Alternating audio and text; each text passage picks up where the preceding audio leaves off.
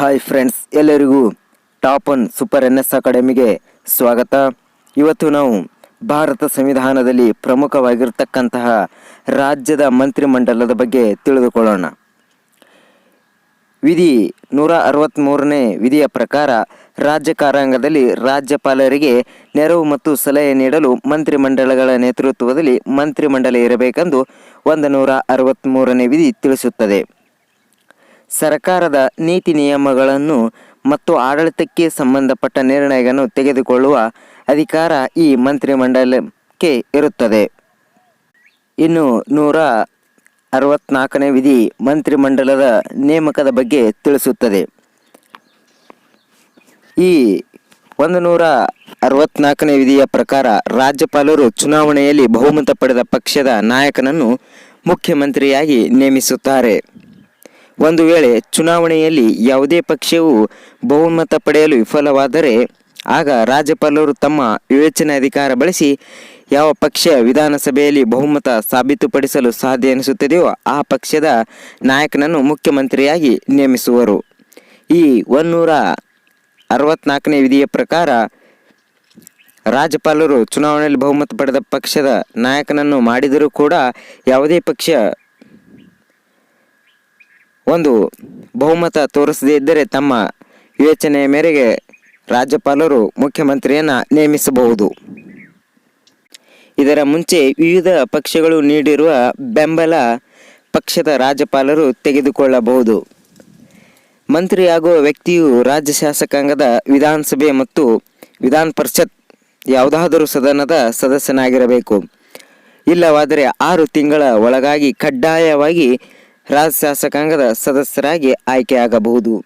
ಒಬ್ಬ ಮಂತ್ರಿ ಆಗಬೇಕಪ್ಪ ಅಂದ್ರೆ ಅವನು ರಾಜ್ಯ ಶಾಸಕಾಂಗದ ಸಭೆಯ ಸದಸ್ಯನಾಗಿರಬೇಕು.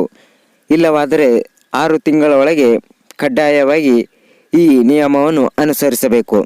ಇನ್ನು ಇವರ ಪ್ರಮಾಣ ವಚನ. ಮುಖ್ಯಮಂತ್ರಿ ಮತ್ತು ಮಂತ್ರಿಮಂಡಲದ ಸದಸ್ಯರಿಗೆ ರಾಜ್ಯಪಾಲರು ಪ್ರಮಾಣ ವಚನವನ್ನು ಬೋಧಿಸ್ತಾರೆ. ಇದು ಇಂಪಾರ್ಟೆಂಟ್. ಇನ್ನು ಮುಖ್ಯಮಂತ್ರಿಗಳ ಅಧಿಕಾರಾವಧಿ. ಸಾಮಾನ್ಯವಾಗಿ ಮಂತ್ರಿಮಂಡಲದ ಅಧಿಕಾರಾವಧಿ 5 ವರ್ಷ.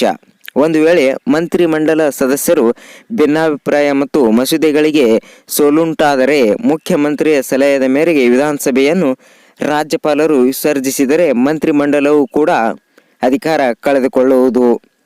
ಇಲ್ಲಿ 5 ವರ್ಷ ಇದ್ದರೂ ಭಿನ್ನಾಭಿಪ್ರಾಯ ಉಂಟಾದರೆ ಮುಖ್ಯಮಂತ್ರಿಯು ರಾಜೀನಾಮೆ ನೀಡಿದರೆ ಮಂತ್ರಿಮಂಡಲ ಕೂಡ ವಿಸರ್ಜಿಸುತ್ತದೆ. ಮಂತ್ರಿಮಂಡಲದ ಅಧಿಕಾರಾವಧಿಯು ವಿಧಾನಸಭೆಯ ವಿಶ್ವಾಸವನ್ನು ಅವಲಂಬಿಸಿರುತ್ತದೆ.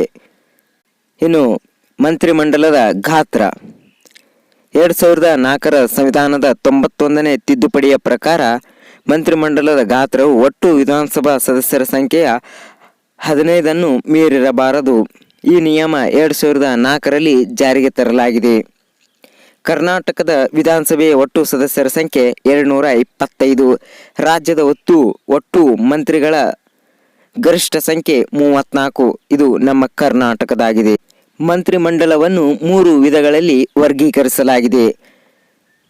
ಕ್ಯಾಬಿನೆಟ್ ದರ್ಜೆಯ ಮಂತ್ರಿಗಳು, ರಾಜ್ಯ ದರ್ಜೆಯ ಮಂತ್ರಿಗಳು, ಉಪಮಂತ್ರಿಗಳು. ಮೊದಲನೆಯದಾಗಿ ಕ್ಯಾಬಿನೆಟ್ ಮಂತ್ರಿಗಳು. ಈ ಮಂತ್ರಿಗಳು ಕೆಳಗಿನ ಹಕ್ಕುಗಳನ್ನು ಹೊಂದಿರುತ್ತಾರೆ. ಅವು ಯಾವಪ್ಪ ಅಂದರೆ ಸರ್ಕಾರದ ನೀತಿಗಳ ಚರ್ಚೆ ಮತ್ತು ನಿರ್ಧಾರ ತೆಗೆದುಕೊಳ್ಳುವಲ್ಲಿ ಭಾಗವಹಿಸುವರು. ಈ ಸಚಿವರು ಸಚಿವ ಸಂಪುಟದಲ್ಲಿ ಸಭೆಯಲ್ಲಿ ಭಾಗವಹಿಸುವ ಅಧಿಕಾರ ಹೊಂದಿದ್ದಾರೆ. ಉದಾಹರಣೆಗೆ ಹಣಕಾಸು, ಕಂದಾಯ, ಸಾರಿಗೆ, ಶಿಕ್ಷಣ, ಜಲ ಸಂಪನ್ಮೂಲ ಮುಂತಾದವುಗಳಲ್ಲಿ ಇವರು ಭಾಗವನ್ನು ವಹಿಸಬಹುದು. ಎರಡನೇದಾಗಿ ರಾಜ್ಯ ಸಚಿವರು. ರಾಜ್ಯ ಸಚಿವರು ಕ್ಯಾಬಿನೆಟ್ ದರ್ಜೆಯ ಸಚಿವರಿಗೆ ನೆರವು ನೀಡುವುದಾಗಿದ್ದು ಸ್ವತಂತ್ರ ಖಾತೆ ಹೊಂದಿರುವುದಿಲ್ಲ. ಆದರೆ ಮುಖ್ಯಮಂತ್ರಿ ಸ್ವತಂತ್ರ ಖಾತೆ ನೀಡಬಹುದು. ಈ ರಾಜ್ಯ ಸಚಿವರಿಗೆ ಮುಖ್ಯಮಂತ್ರಿಗಳು ಸ್ವತಂತ್ರ ಖಾತೆಯನ್ನು ನೀಡಬಹುದು, ಆದರೆ ಇವರು ಸ್ವತಂತ್ರ ಖಾತೆಯೆಂದು ಹೊಂದಿರುವುದಿಲ್ಲ. ಮೊದಲನೇದಾಗಿ ಈ ರಾಜ್ಯ ಸಚಿವರು ಇವರು ಸರ್ಕಾರದ ಚರ್ಚೆ ನಿರ್ಧಾರ ತೆಗೆದುಕೊಳ್ಳುವಲ್ಲಿ ಭಾಗವಹಿಸುವುದಿಲ್ಲ. ಸಚಿವ ಸಂಪುಟ ಸಭೆಗೆ ಹಾಜರಾಗಿರುವುದಿಲ್ಲ. ಒಂದು ವೇಳೆ ಮುಖ್ಯಮಂತ್ರಿ ಆಹ್ವಾನಿಸಿದರೆ ಸಚಿವ ಸಂಪುಟದಲ್ಲಿ ಭಾಗವಹಿಸುವರು ರಾಜ್ಯ ಸಚಿವರು. ಇನ್ನು ಮೂರನೇದಾಗಿ ಉಪಮಂತ್ರಿಗಳು ಕ್ಯಾಬಿನೆಟ್ ಮತ್ತು ರಾಜ್ಯ ಮಂತ್ರಿಗಳಿಗೆ ಸಹಾಯವನ್ನು ಮಾಡುವರು. ಉಪಮುಖ್ಯ ಮಂತ್ರಿಗಳು ಸಚಿವ ಸಂಪುಟ ಸಭೆಯಲ್ಲಿ ಹಾಜರಾಗಿರುವುದಿಲ್ಲ. ಸರ್ಕಾರದ ನೀತಿಗಳು, ಚರ್ಚೆಗಳು ಮತ್ತು ನಿರ್ಧಾರಗಳಲ್ಲಿ ಉಪಮುಖ್ಯಮಂತ್ರಿಗಳು ಭಾಗವಹಿಸುವುದಿಲ್ಲ. ಇನ್ನು ಮಂತ್ರಿಮಂಡಲದ ಹೊಣೆಗಾರಿಕೆ ಅಥವಾ ಜವಾಬ್ದಾರಿಗಳು. ವೈಯಕ್ತಿಕ ಹೊಣೆಗಾರಿಕೆ 164 ಉಪವಿಧಿ 4. ಈ ವಿಧಿಯ ಪ್ರಕಾರ ಮಂತ್ರಿಮಂಡಲದ ಪ್ರತಿಯೊಬ್ಬ ಸದಸ್ಯರು ವೈಯಕ್ತಿಕವಾಗಿ ತಮ್ಮ ಕಾರ್ಯಗಳನ್ನು ಮತ್ತು ರಾಜ್ಯಪಾಲರು ಹೊಣೆಯಾಗಿರುತ್ತಾರೆ.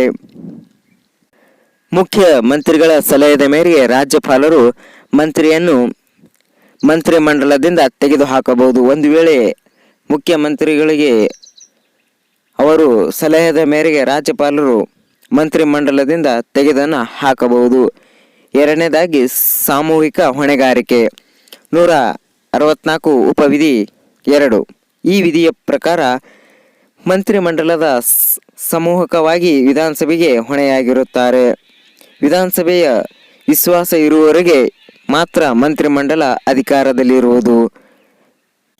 ವಿಧಾನಸಭೆಯಲ್ಲಿ ಮಂತ್ರಿ ಮಂಡಲದ ವಿರುದ್ಧ ಅವಿಶ್ವಾಸ ನಿರ್ಣಯ ಅಂಗೀಕಾರವಾದರೆ ಮುಖ್ಯಮಂತ್ರಿ ಸೇರಿದಂತೆ ಇಡೀ ಮಂತ್ರಿಮಂಡಲ ರಾಜೀನಾಮೆಯನ್ನು ನೀಡಬೇಕಾಗುತ್ತೆ. ಅವಿಶ್ವಾಸ ಅಂಗೀಕಾರ ಸಂದರ್ಭದಲ್ಲಿ ಮುಖ್ಯಮಂತ್ರಿ ರಾಜೀನಾಮೆ ನೀಡಿದರೆ ಇಡೀ ಮಂತ್ರಿಮಂಡಲ ರಾಜೀನಾಮೆ ನೀಡಿದಂತೆ. ಇಲ್ಲಿ ಮಂತ್ರಿ ರಾಜೀನಾಮೆ ನೀಡಿದರೆ ಮಂತ್ರಿಮಂಡಲ ಕೂಡ ರಾಜೀನಾಮೆಯನ್ನು ನೀಡಬೇಕು. ಇನ್ನು ಮಂತ್ರಿಮಂಡಲದ ಕಾರ್ಯಗಳು, ಅದು ಒಂದು ಸ್ವಲ್ಪ ತಪ್ಪಾಗಿದೆ, ನೋಡ್ಕೊಳ್ಳಿ. ಮೊದಲನೇದಾಗಿ ಶಾಸನೀಯ ಕಾರ್ಯಗಳು.